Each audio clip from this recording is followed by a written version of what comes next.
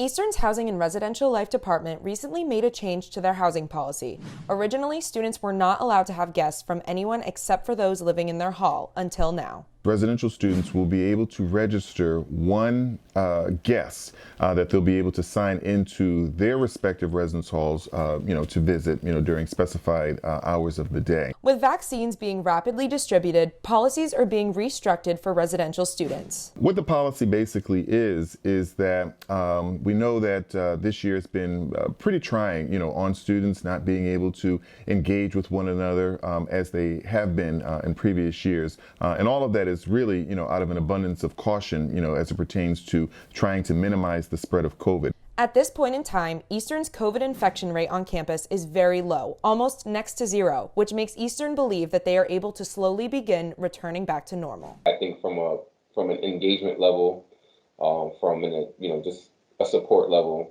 students also need to have, an opportunity to meet with friends, talk with friends.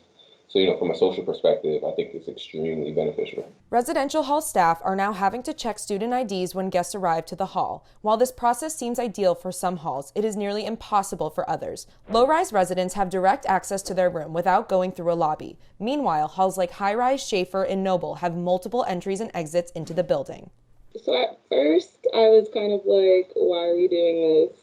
It doesn't make sense to me to allow guests. But then I realized they're probably sneaking guests in anyway, so if we're being honest.